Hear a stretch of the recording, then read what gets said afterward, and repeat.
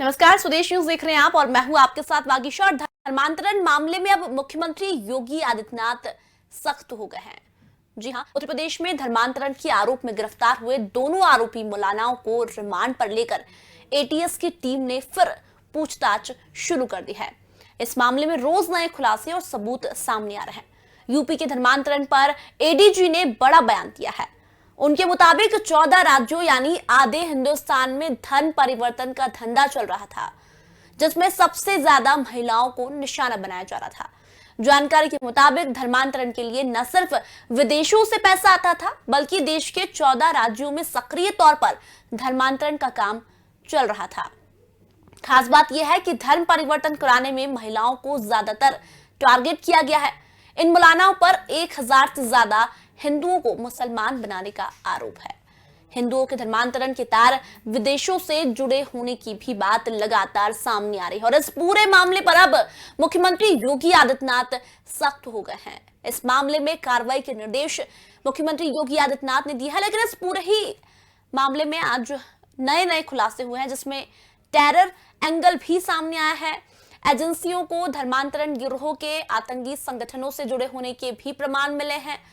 CM योगी ने एजेंसियों को भी स्पष्ट दिशा निर्देश दिए हैं और कहा है कि देश की सुरक्षा और आस्था के खिलाफ साजिश करने वालों से सख्ती से निपटें। ये आदेश मुख्यमंत्री योगी आदित्यनाथ ने दिए हैं। अब पूरे ही मामले पर मुख्यमंत्री योगी आदित्यनाथ सख्त हो गए हैं और इस नए खुलासे में यह सामने आया है कि इसका टेरर एंगल भी है और आतंकी साजिश इसके पीछे है। विदेशों से भी इसकी फंडिंग होती थी और ऐसे में यह भी नया खुलासा हुआ है कि 14 राज्यों में धर्मांतरण चल रहा था। तो आज की बहस इसी पर करेंगे, लेकिन पहले सुनवाते हैं आपको कुछ। परवीन जी, ये बताइए कि आप पर ये माना जा रहा है कि जो कागज बरामद हुए हैं कि आपने इस्लाम धर्म ग्रहण कर लिया। मेरे पास भी आई, वो टीम आई थी, एटीएस भी आई, पुलिस भी आई, और भी एक पता नहीं कौन थी टीम, फिर न्यूज़ चैनल भी आ गए। सुबह से इसी चीज़ को लेके बहुत टेंशन में, मैं भी, परिवार भी पूरा टेंशन में है और बार बार एक तरह से मेंटली टॉर्चर मेरा बहुत ज़्यादा हो चुका और मैं चाहता हूँ कि इसका पटाक्षेप हो, जल्द से जल्द जांच हो इसकी। मैं बहुत ज़्यादा परेशान हूँ आपका इसको मानना है कि लेके। आपके खिलाफ कोई साजिश हुई है? मैं तो ये अब ये भी नहीं मैं कह सकता, मेरी बुक पब्लिश है वो अभी थी, तो उसमें हो सकता है ये भी सब कुछ हो सकता है, इससे भी इनकार नहीं किया जा सकता, लेकिन मैं अभी इस बारे में इस्लाम धर्म में कोई आस्था आपकी? नहीं, कोई ऐसा किसी और धर्म में? नहीं। मैं कभी गलत नहीं सोचती, ना गलत हो सकती। आपको लगता है कभी इस्लाम मान सकते हैं या कोई और धर्म? नहीं, हमें तो अपना इस्लाम बहुत प्यारा। हाँ जी, हमें तो अपना ही धर्म अच्छा लगा, अपना इस्लाम प्यार। मतलब मुस्लिम प्यार, हिंदू प्यार है। हिंदू जो अपने धर्म में है वो सब पर अपने अच्छा शौक लगे। क्या है आपके हस्बैंड के? मेरे हस्बैंड की तो पढ़ाई करना, बस जी पढ़ाई सब कुछ है उनके लिए। तो बस मैं तो यही क्या है, बच्चों को पढ़ लिख कर अपने देश का नाम, अपने घर का, परिवार का नाम रोशन करो। पढ़ाई सब बचपन से ही पढ़ाई का शौक है, लिखने का। मोदी के भक्त हैं? हाँ जी, मोदी की किताब लिखी उन्होंने, ये एक योगी की किताब लिखी थी, मैं तो वो बट की मतलब उन्होंने वो कर दी, और मोदी की और लिखी थी, और भी मतलब बहुत सी में डायरी बहुत सारी। हाँ जी, मैं गुस्सा नहीं आता पढ़ाई करते सारा दिन, तुम्हें टाइम नहीं देते होंगे? मुझे तो अच्छा लगा। और मेरे पति इतने मतलब कि अपने माँ बाप का नाम रोशन कर रहे, अपने परिवार का, मुझे तो गर्व है अपने पति पर। 2 लड़के हैं, 1 लड़की। अच्छा, तो परवीन ने क्या इस्लाम धर्म ग्रहण किया है? सब गलत है, क्या लगता है आपको, क्या गलत है इसमें? ये झूठी है, ऐसा कुछ ऐसा कुछ नहीं है। तो परवीन की किसी धर्म में आस्था कुछ, या इस्लाम पढ़ते हो? इस धर्म में है।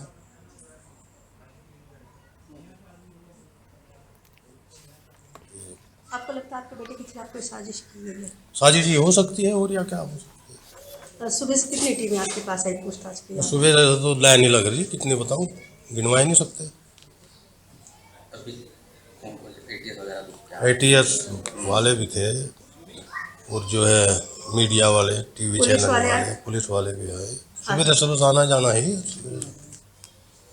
अब आप क्या नाम करते हैं? क्या बताएं? मतलब इस मामले में क्या होना चाहिए, इसका खुलासा होना? हाँ, इसका खुलासा होना चाहिए ना। तो धर्मांतरण मामले में रोज नए खुलासे हो रहे हैं। उसी बीच आज एक खुलासा हुआ कि आतंकी साजिश का शक जताया जा रहा है। वहीं बात करें तो देश विरोधी गतिविधियों के शामिल होने के भी प्रमाण मिले हैं। वहीं आज उमर गौतम से लगातार एटीएस ने पूछताछ की, जिसमें उमर गौतम ने खुद कबूल किया है कि वो माइंड वॉश करता था। लेकिन एक और बड़ा खुलासा कि 14 राज्यों में भी धर्मांतरण लगातार जारी था। टेरर एंगल होने के भी प्रमाण इस पूरे ही मामले में मिले हैं। और आज की बहस इसी पर कर रहे हैं, लेकिन कुछ मेहमान हमारे साथ जुड़ गए हैं, उनसे एक बार आपका ताल्लुक करवा देते हैं। हमारे साथ बीजेपी से पक्ष रखने के लिए नेहा शालिनी दुआ जुड़ गई हैं। हमारे साथ जनरल सेक्रेटरी हिंदू महासभा की डॉक्टर इंदिरा तिवारी जुड़ गई हैं। हमारे साथ विवेक सिंह हिंदू स्कॉलर से जुड़े हुए हैं और हमारे साथ डॉक्टर मतीन मुस्लिम स्कॉलर भी जुड़ेंगे।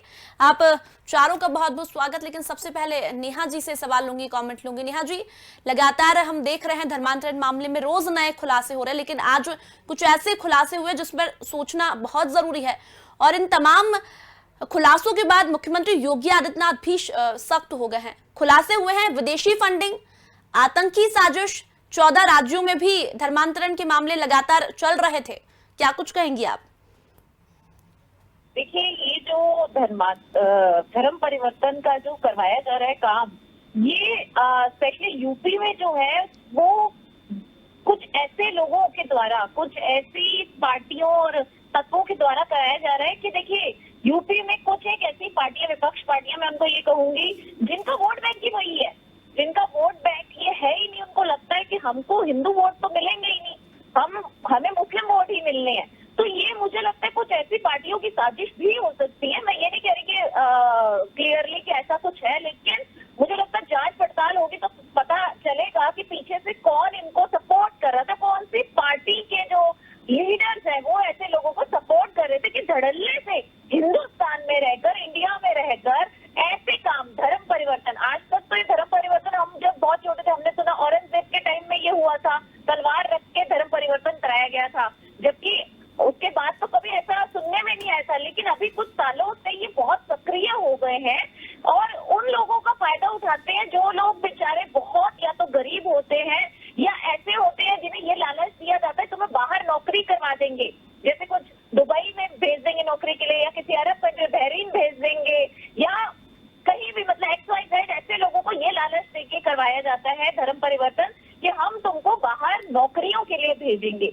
और अभी जो 2 लोग पकड़े गए हैं उनमें से एक जो काजी साहब है, उन्होंने तो साफ बयान दिया है कि इस्लाम के अलावा कोई जो है धर्म, वो धर्म है ही नहीं है, जो इसे माने वो काफिर है। मतलब ऐसी स्टेटमेंट जो लोग देते हैं, मैं ये मानती हूँ जो पढ़े लिखे मुसलमान है वो इसको बिल्कुल भी वो नहीं कहेंगे कि ये बिल्कुल सही कहा है काजी साहब ने, लेकिन ऐसे बयानबाजियां करके ये लोग तभी तो धर्म परिवर्तन करवाते हैं। ब्रेन वॉश किया जाता है, मजबूर औरतों का, मजबूर लोगों का फायदा उठाया जाता है।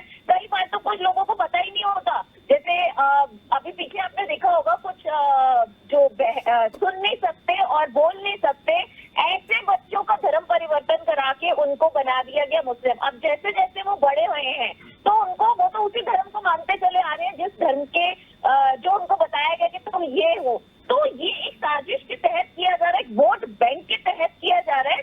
तो ये इसे हम टेररिस्ट एक्टिविटी भी गिनेंगे और एक तरह से घुसपैठियों को इस देश में पनाह देने का काम भी जो है वो इसके तहत किया जा रहा है। जब CA आया तो बहुत विरोध किया गया, CA क्या है, क्यों है, ये मुस्लिमों से उनकी नागरिकता छीनने का प्रावधान है, जबकि CA में ऐसे कोई लाइन ही नहीं थी। बार बार बोला गया, जब शाहीन बाग हुआ बार बार कहा गया आप बताइए तो सही, CA के अंदर ऐसा कहाँ कोई लाइन लिखी हुई है जिसमें ये स्पष्ट होता हो कि हम अपने हिंदुस्तान के मुसलमानों से उनकी नागरिकता छीन लेंगे।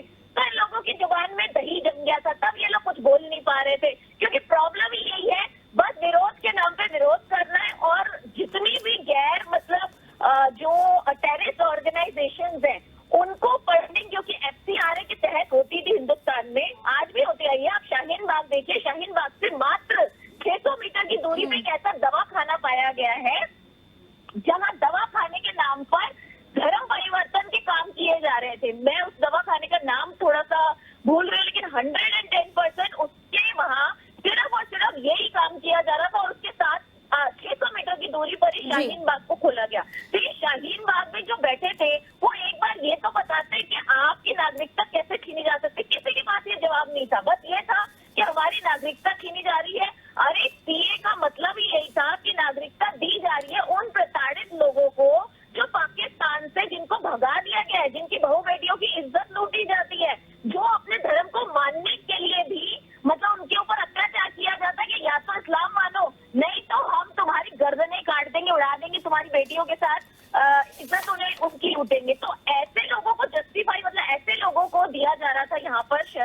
जो हिंदू थे, माइनॉरिटीज में थे वहाँ, और जो सिख थे, जो ईसाई थे, या फिर जो बुद्धिस्ट थे। तो सीए के नाम पर जो इन्होंने बवाल बनाया, नैरेटिव सजाया, झूठा नैरेटिव बनाया, आज उसका पर्दाफाश धीरे धीरे हो रहा है। इलेक्शन जैसी बात आ रहे हैं, समझ आ रहा है कि ये क्या नैरेटिव था। इसका मतलब उन लोगों को छुपाने की कोशिश की जा रही थी जिनका धर्म परिवर्तन किया जा रहा था, और जिन्हें, जो बाहर से आए हैं, जो रोहिंग्यास हैं, उन्हें यहाँ पर बिल्कुल नेहा जी, अभी ये 2 लोग तो गिरफ्तार हुए हैं, लेकिन बहुत बड़ी इनकी गैंग चल रही थी। अब दिल्ली के बाटला हाउस से भी कनेक्शन सामने आ रहे हैं, ऐसे में आतंकी साजिश, विदेशी फंडिंग। विवेक जी, इस पूरे मामले पर आप क्या कुछ कहेंगे? नमस्कार, मैंने नेहा जी की बात को सुना। देखिए, धर्मांतरण का जो खेल है ना, ये कोई नया खेल नहीं है, ये बहुत पुराना खेल है। मेरी आवाज आ रही है आपको? जी बिल्कुल विवेक जी, आपकी आवाज यहाँ तक पहुँच पा रही है। तो ये धर्मांतरण का खेल जो है बहुत पुराना खेल है, कोई नया खेल नहीं है, और कोई उत्तर प्रदेश से कोई कुछ संबंधित नहीं, बल्कि बहुत सारी स्टेट्स हैं, लगभग 14 से 15 स्टेट कम से कम है जहाँ पर एक खेल खेला जा रहा है। अब देखिए, आप इसकी जरा पहले पृष्ठभूमि समझ लीजिए। हिंदुस्तान में 1947 में जहां 85% हिंदू थे, आज आप देखिए 20 साल के बाद 71 में 82% हो गए, 91 में 81% हो गए, 2011 की जनगणना के अनुसार 79% हिंदू हो गए, और मुस्लिमों की संख्या लगातार बढ़ती गई। तो कहीं न कहीं इसके पीछे जो कारण है, इसके पीछे कारण एक ही है कि लगातार जो है धर्म को, हिंदू धर्म के लोगों का धर्मांतरण किया गया है। अब देखिए, धर्मांतरण कैसे होता है। हमारा, अगर कोई भी व्यक्ति अगर कॉन्स्टिट्यूशन को मानता है तो उसको पता होगा कि किसी भी लोभ में, प्रलोभन में, या किसी भी प्रकार के भय को दिखाकर आप धर्म किसी भी व्यक्ति को, चाहे हिंदू हो, मुस्लिम हो, कोई भी हो, आप धर्म परिवर्तन नहीं करा सकते हैं। लेकिन अभी यूपी एटीएस ने गिरफ्तार किया है, और 2 मौलाना है, उन्होंने माना भी है कि लगभग 1000 लोगों का उन्होंने धर्मांतरण हिंदू से मुस्लिम में किया है। यहाँ तक के दिव्यांग जो बच्चे हैं वो भी नहीं सुरक्षित रहे, उनको भी उन्होंने किसी तरीके से हिंदू धर्म से बाहर करके धर्मांतरण कर दिया है। अब मुझे एक बात बताइए कि जब आपके डेमोग्राफिक स्टेटस चेंज हो जा रहा है, आज देश में कम से कम 1 स्टेट और 1 यूनियन टेरिटरीज है जहाँ पे आपने बिल्कुल जो है वहाँ पे हिंदुओं की संख्या अल्पसंख्यक में आ गए हैं। लक्षद्वीप में 2.5%, मिजोरम में 2.75%, नागालैंड में 9%, उसके अलावा मेघालय में 11%। तो कहीं न कहीं जब जो डेमोग्राफिक चेंजेज आ रहे हैं, इसके पीछे बहुत बड़ा षड्यंत्र है, इसके पीछे कहीं न कहीं विदेशी फंडिंग है, जिस पर सरकार को ध्यान देना पड़ेगा। हालांकि उत्तर प्रदेश में जो भी हुआ है उसके खिलाफ सरकार सख्त से सख्त कदम उठाएगी, एक मिसाल बनेगा, ताकि आने वाले समय में लोगों को, कम से कम मुस्लिम समाज के लोगों को यह समझ में आए कि अगर आप ऐसा कोई खेल करते हो, आप जबरन या आप प्रलोभन देकर आप अगर धर्म में परिवर्तन करते हो मुस्लिम धर्म में, तो आपके खिलाफ एक्शन होना चाहिए, और बिल्कुल एक्शन होना चाहिए।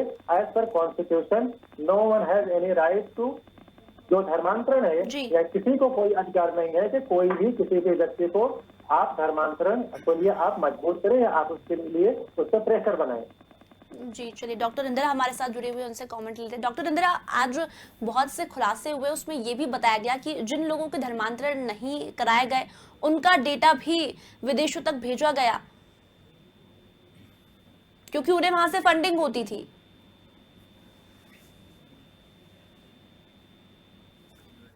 चलिए, डॉक्टर इंदिरा जी तक हमारी शायद कांटेक्ट टूट चुका है। मैं नेहा जी के पास जाऊंगी। नेहा जी, ये कहा जा रहा है विपक्षी पार्टियों द्वारा कि ये सिर्फ राजनीतिक रंग दे रहे हैं, ऐसे चुनाव आने से पहले ही बीजेपी को हिंदू मुस्लिम याद आता है। इसे राजनीतिक रंग कैसे कह सकते हैं ये लोग? मैं तो ये कहूंगी, क्या भाजपा धर्म परिवर्तन करा रही है? ऐसा तो कोई, मैं कहती हूँ, जो अपने क्या कहते हैं मृत्यु की शैया पे लेटा होगा ना हिंदू, वो भी नहीं मान सकता कि भाजपा कभी ये सोच भी सकती है, सपने में भी भाजपा का कोई कार्यकर्ता। तो ये जो राजनीतिक रंग है, ये यही लोग देते हैं जिन्होंने आज तक धर्म परिवर्तन के नाम पे आंखें मूंद रखी थी।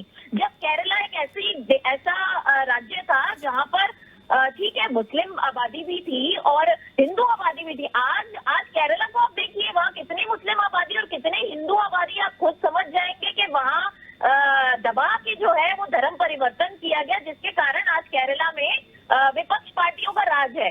तो मेरा कहने का ये मतलब है, ये कुछ लोग जो हैं, कुछ पार्टियां, उन्होंने अपना एजेंडा बना रखा है कि उनको पता है कि हमारा वोट बैंक जो है किसी भी तरह से हमारे को माइनॉरिटी से ही वोट मिल रहा है, हमें यहीं से ही वोट आना है। तो हम जैसे जैसे होता जाए बाहर से फंडिंग कराएं, FCRA के तहत पैसा लें और उसे अच्छे कामों में ना लगाएं। अगर यही बाहर से जो फंडिंग हो रही थी FCRA के तहत जो फंडिंग की जाती है वो गरीबों की मदद करने के लिए दी जाती है, तो चाहे वो हिंदू हो चाहे वो मुसलमान हो, उनकी मदद के लिए भेजी जाती है बाहर से। लेकिन यहाँ जो फंडिंग निकल के आई है वो फंडिंग सिर्फ और सिर्फ हिंदुओं को मुसलमान बनाने की प्रक्रिया के लिए दी जा रही थी, जो एक गैर कानूनी प्रक्रिया है। अगर कोई हिंदू भी किसी मुस्लिम का धर्म परिवर्तन कराता है तो वो भी गलत है। तो अगर वो गलत गिना जा रहा है तो जो मुसलमान करवा रही है हिंदुओं का धर्म परिवर्तन, उसको कैसे आप जस्टिफाई कर सकते हो? उसको आप कैसे कह सकते हो ये सही है? और आप मान नहीं रहे। लेकिन मैंने तो आपको उदाहरण दिया, आप केरला देख लीजिए। केरला में कभी ऐसी सिटी गिनी जाती थी सिटी ऑफ गॉड, आज उसे सिटी ऑफ गॉड आप कैसे कह सकते हैं? आप खुद ही देखिए, वहाँ पर जो बहुसंख्यक आबादी है वो मुस्लिम की है, वहाँ पर मुस्लिम की बहुसंख्यक आबादी है।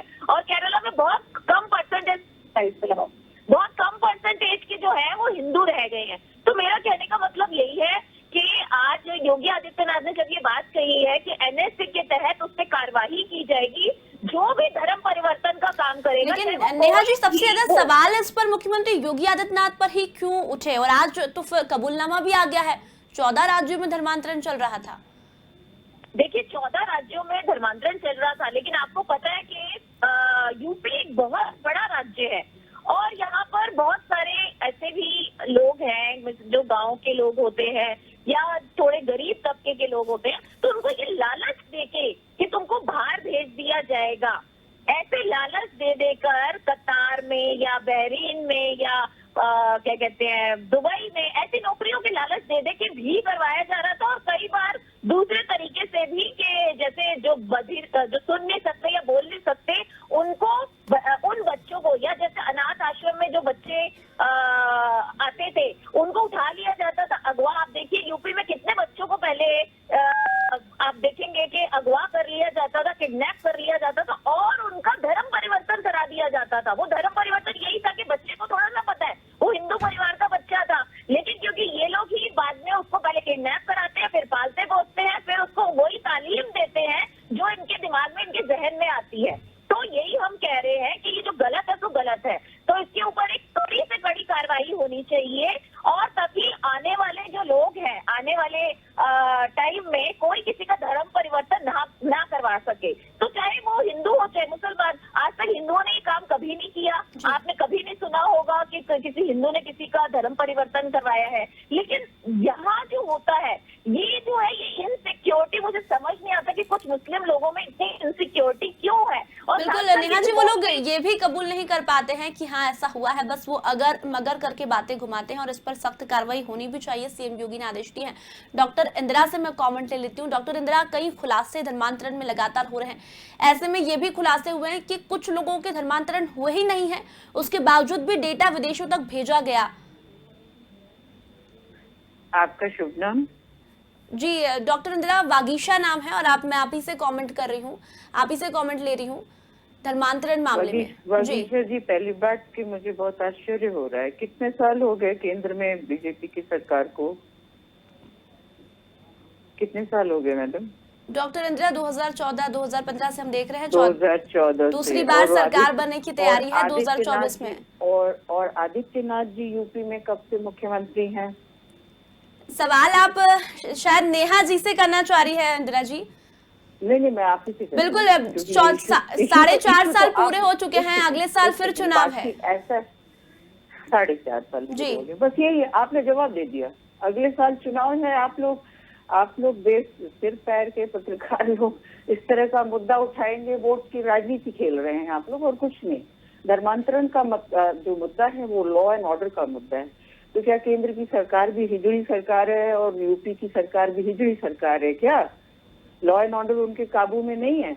किसानों की बात कीजिए, यूपी में मुरब्बा बंदी नहीं है, वहाँ पर किसान भी दूसरी जगह वो मजदूरी करता है। यूपी से यंग लोगों का पलायन है, यूपी के लड़के जवान हैं जो मजदूरी करते हैं सूरत में, गुजरात में, मुंबई में, कलकत्ता में, मद्रास में, बैंगलोर में, पंजाब हरियाणा के खेतों में। मुरब्बा बंदी नहीं है, लॉ एंड ऑर्डर नहीं है, कोविड-19 की ये स्थिति है कि पैंडेमिक है, और पैंडेमिक का मतलब होता है कि राज्य सरकार हो या केंद्र सरकार, उसको 4 लाख मुआवजा प्रति मृत्यु देना होता है। ये इशू आप नहीं उठा रहे हैं। धर्मांतरण जो लॉ एंड ऑर्डर का मुद्दा है, 4.5 साल तक ये क्या मेघनाथ की ये कुंभकर्ण की नींद सो रहे थे आदित्यनाथ जी, कि पैसा बना रहे थे। ये जो चिंदी चोरी हुई है अयोध्या ट्रस्ट पे, जिसके ये लोग मतलब कि दावेदार भी नहीं है।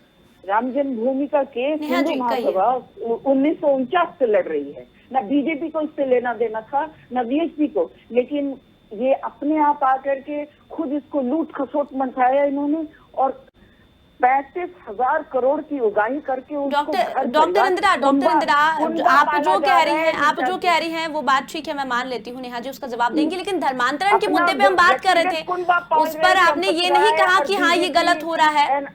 अपनी पार्टी जी नहीं मैडम, आ गया वो तो चुनाव आ गया, ये आप लोगों का नेहा जी कुछ कह रही है, शुरू हो जाएगा। मैं सीधे मैंने आपको बोल दिया, खिचड़ी है सरकार। धर्मांतरण कोई किसी को जोर जबरदस्ती नहीं कर सकता है?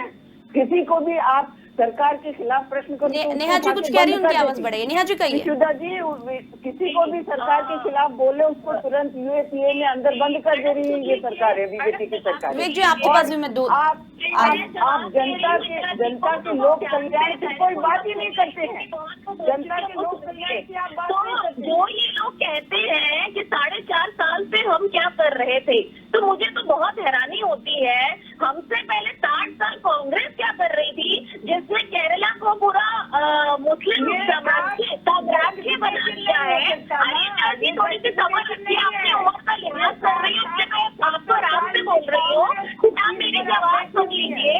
तो 60 साल हम क्या कर रहे थे, और दूसरा और बात का जवाब दीजिए कि आप यूपी में पहुंच गए। यूपी में सिर्फ हमें आए हुए 4.5 साल हुए हैं, उससे पहले की सरकार ने समाजवादी पार्टी हो, वो 900 रुपए पे है सिलेंडर, पेट्रोल जो है वो 100 के पार है, डीजल 100 के पार है।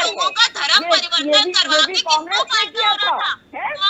आप सड़क पर नंगा नाच करते थे। आप फालतू की बात ना करें, बरगलाए नहीं। विवेक जी बस 2 सेकंड में आपके पास आ रही हूँ, मैं इनकी बातें पूरी हो जाए। बना दिया आपने, जब वाहिनी गंगा बनाया आपने अदानी अंबानी को बेच दिया। भारत तिल करके बेचा, रेलवे बेची, एयरपोर्ट बेचे, पोर्ट बेच दिए। बंगाल में आज की लड़ाई सिर्फ इसलिए थी क्योंकि अदानी को एयरपोर्ट बेचना चाहते थे। क्या बात करते हैं आप लोग? चोर लोग हैं आप लोग, खुलेआम चोर हैं। चोर डकैतों की पार्टी है बीजेपी, सिर्फ देश को चोरी किया है। चलिए विवेक जी से कमेंट लेते। विवेक जी कुछ कहिए। विवेक जी, आपकी पार्टी नरभक्षी है। नेहा जी विवेक जी भी जवाब देना चाह रहे हैं डॉक्टर इंदिरा की बातों का। विवेक जी कहिए। आप दोनों की बातें सुना, आप मेरी बातें सुन लीजिए। देखिए, अभी इंदिरा जी ने बात किया कि पैंडेमिक में 4 लाख देना चाहिए, नहीं आज का मुद्दा नहीं है। बट आपसे जानकारी के लिए बता दूं, मैंने नवभारत टाइम्स में अभी मैंने बहुत विस्तार से लिखा है कि 35,000 करोड़ क्या है और 4 लाख में क्या करना चाहिए।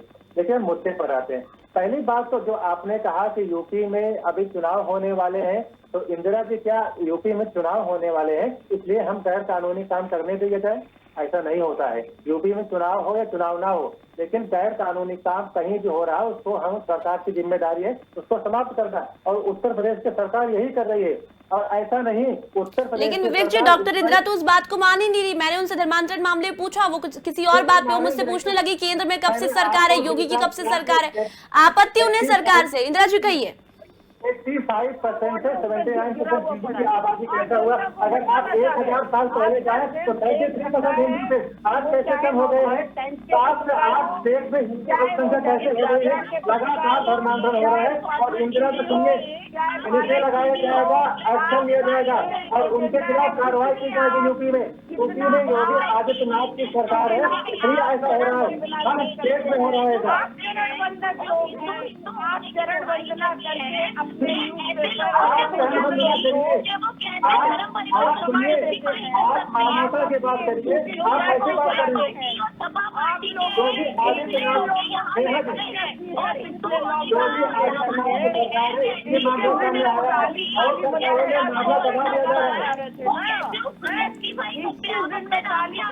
लेकिन नेहा जी एक बात, ये डॉक्टर इंदिरा इस बात को क्यों नहीं मान रही कि धर्मांतरण गलत हो रहा है, आतंकी साजिश?